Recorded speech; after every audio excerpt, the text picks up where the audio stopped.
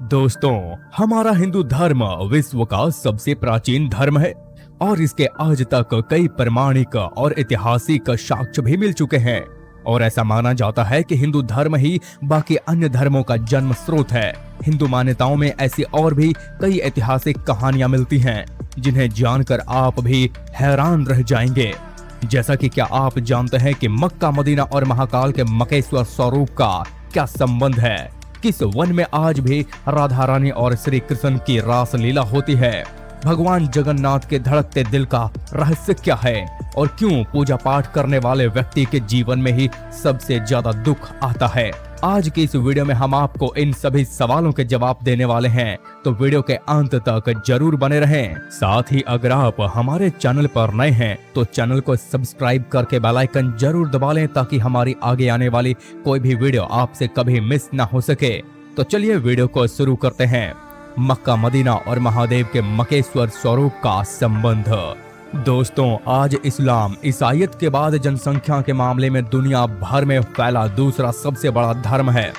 लेकिन बात करें इसकी उत्पत्ति की तो इतिहासकार और स्वयं मुस्लिम स्कॉलरों ने भी यह माना है कि इस्लाम का जन्म आज से 1400 वर्ष पहले सऊदी अरब के मक्का शहर में हुआ था। अब क्यों इस्लाम की उत्पत्ति ही 1400 साल पहले हुई थी, तो सवाल यह आता है कि मक्का में 1400 वर्ष पहले कौन सी सभ्यता थी और वह लोग किस धर्म के अनुयायी थे, और क्यों आज हमें मक्का में कोई और दूसरे धर्म के अनुयायी देखने को नहीं मिलते। तो दोस्तों, ऐसा माना जाता है कि इस्लामिक की उत्पत्ति से पहले मक्का में हिंदू धर्म को मानने वाले लोग ही रहा करते थे, और इसके प्रमाण हाल ही में सऊदी के रियाल शहर में हुई खुदाई से मिलते हैं। रियाल शहर में हुई खुदाई में यज्ञ और हवन के लिए बनाए गए कुंड और दीवार में उत्कीर्ण की हुई देवी देवताओं की चित्रकारी मिलती है, जिससे इस बात की पुष्टि होती है कि इस्लाम को मानने से पहले यहाँ पर हिंदू धर्म को मानने वाले लोग रहते थे। मक्का में ही 360 प्राचीन मूर्तियां भी मिलती हैं जो नवग्रह और साल के 360 दिनों को प्रदर्शित करते थे, और उस समय बाहर के लोग भी मक्का में आकर उन 360 मूर्तियों की पूजा करते थे और केंद्र में रखे एक पत्थर के साथ चक्कर लगाते थे। लेकिन जैसे ही इस्लाम का उदय हुआ तो इस्लाम की कट्टरता के चलते वहां पर 360 मूर्तियों को तोड़ दिया गया, लेकिन इन मूर्तियों के केंद्र में विद्यमान एक पत्थर को छोड़ दिया गया और सभी मूर्ति पूजा करने वाले लोगों को मार दिया गया। माना जाता है कि वह पत्थर कुछ और नहीं बल्कि महादेव का मकेश्वर स्वरूप था, जिसके इस्लाम में आज भी पूजा की जाती है। वैसे आप इसके बारे में क्या सोचते हैं, हमें कमेंट करके जरूर बताएं। यहाँ आज भी होती है कृष्ण और राधा की रास लीला। दोस्तों, हिंदू धर्म में ऐसे कई स्थान हैं जहाँ माना जाता है कि भगवान आज भी अपने दर्शन देते हैं।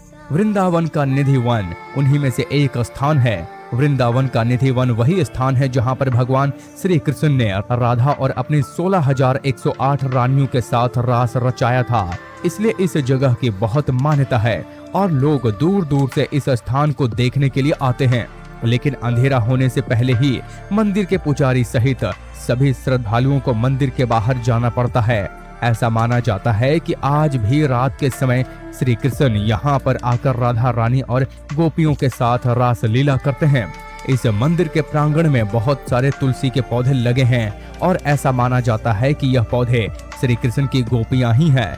वैसे तो रात के समय यह पूरा मंदिर खाली करा दिया जाता है, लेकिन फिर भी अगर कोई यहाँ पर पहुँच जाता है और श्री कृष्ण जी के दर्शन कर लेता है, ऐसा माना जाता है कि श्री कृष्ण जी के तेज से उस आदमी की आंखों की रोशनी चली जाती है या वह आदमी मानसिक रूप से विक्षिप्त हो जाता है, और ऐसा पहले कई लोगों के साथ भी हो चुका है। इसलिए हम यही कहेंगे कि आप मंदिर तो जाएं, लेकिन दिन में प्रभु जी के दर्शन करके और निधि वन का सौंदर्य का आनंद लेकर वापस लौट आएं।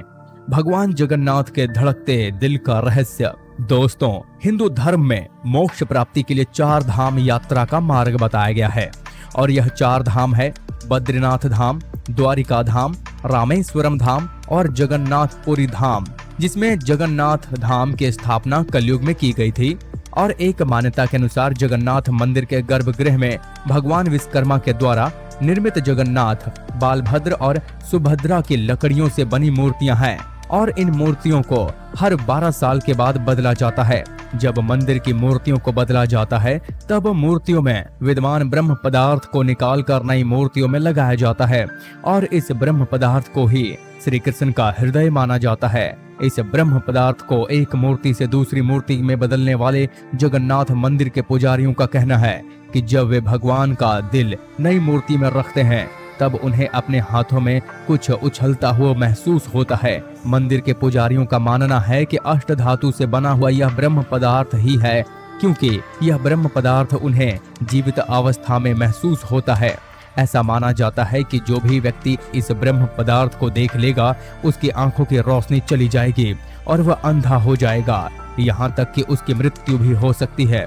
इसी कारण से ब्रह्म पदार्थ को बदलते वक्त पुजारियों की आंखों पर रेशमी पट्टी बांध दी जाती है ताकि वह भी इस ब्रह्म पदार्थ या फिर ये कहें कि जगन्नाथ जी का धड़कता हुआ दिल ना देख पाए।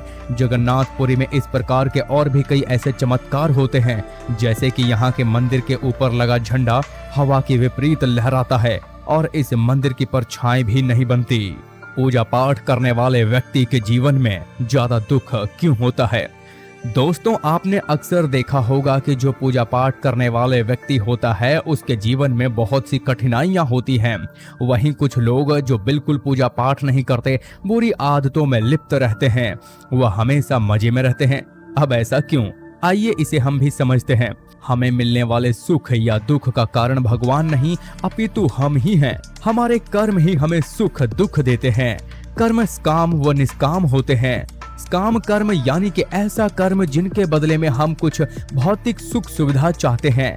ऐसे कर्मों का फल सुख दुख के रूप में मिलता है। और निष्काम कर्म वह है जिनके बदले में हमें केवल भगवान को प्राप्त करना चाहते हैं। ऐसे कर्मों का फल भागवत प्राप्ति के रूप में मिलता है। और रही बात कि ज्यादा पूजा पाठ करने वाले ही व्यक्ति दुखी क्यों रहते हैं, तो इसका सीधा सा उत्तर यह है कि ज्यादा पूजा पाठ करने वाला भक्ति के स्वरूप को नहीं समझने के कारण पूजा पाठ तो करता है, लेकिन वह अनजाने में काम पूजा करता है जिसका फल उसे सुख दुख के रूप में ही मिलता है। ज्यादा पूजा पाठ करने वाला बेशक ज्यादा पूजा पाठ या भक्ति करता हुआ नजर आता है, लेकिन काम भक्ति के कारण उसका परिश्रम निष्फल ही रह जाता है। बेशक वह कहता है कि वह कुआं खोदने की बात करता है, लेकिन असल में वह खुदाई ही खोद रहा होता है। वह यह तो कहता है कि वह बहुत सारी दुनिया भर की पूजा पाठ या मेहनत कर रहा है, लेकिन असल में तो वह अपनी मेहनत बेकार ही कर रहा होता है। तो एक बात यह हुई कि इस काम कर्मों का फल सुख दुख के रूप में मिलता है, या ऐसा भी हो सकता है कि उसके पूर्व कर्मों की वजह से उसकी जिंदगी में दुख बहुत लिखे हों और पूजा पाठ करने से उसके दुख कम हुए हों। तो दोस्तों, आज के लिए बस इतना ही। वीडियो अच्छा लगा हो तो वीडियो को लाइक करके हमारे चैनल को सब्सक्राइब करें और भी ऐसी वीडियो देखने के लिए बेल आइकन को भी ऑन कर लें।